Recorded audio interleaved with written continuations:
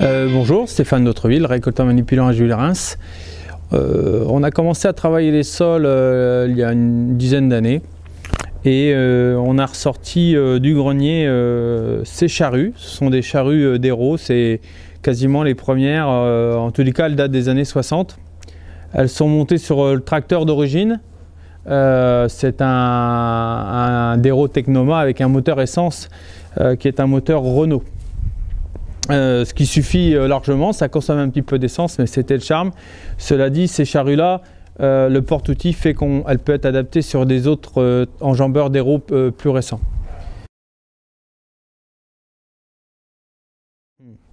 Ces charrues, telles qu'elles sont ici, elles sont équipées pour faire les plantes.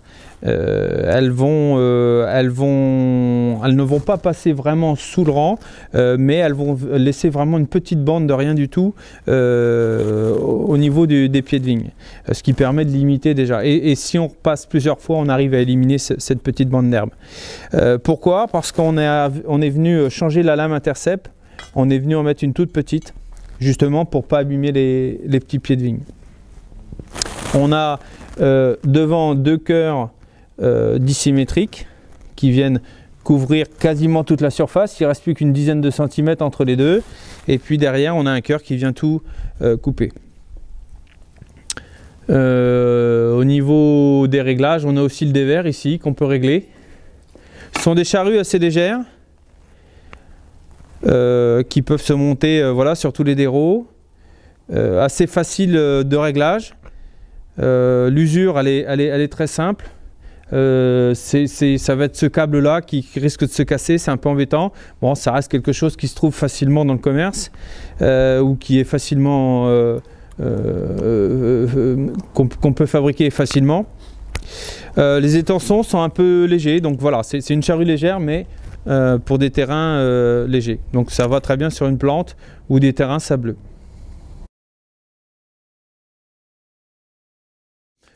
Donc ici on a la possibilité sur ce modèle là de venir toujours pareil, de mettre un étançon devant pour ouvrir, pour faciliter le travail de l'intercept.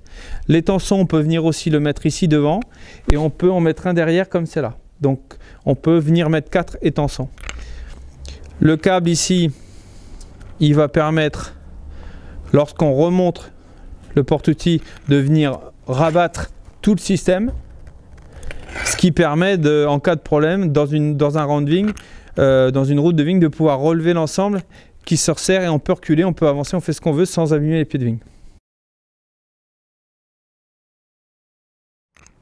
Donc le travail, il se fait grâce à ce ressort. Ensuite, le réglage, c'est assez simple, il y en a deux. Il y a une petite biellette ici qu'on vient bouger, ça permet de donner plus ou moins d'ouverture. Là, on est vraiment très rentré. Là, à l'inverse, on est très ressorti. Donc, en général, ça se met au milieu.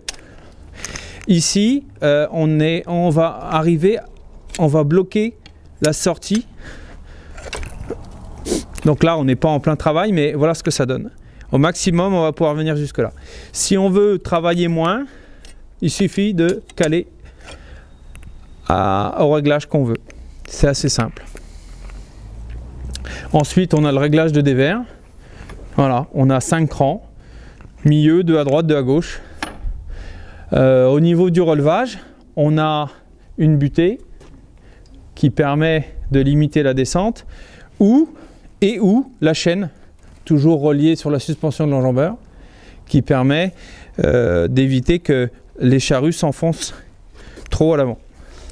Donc voilà, c'était l'explication de cette charrue d'Hérault des années 60.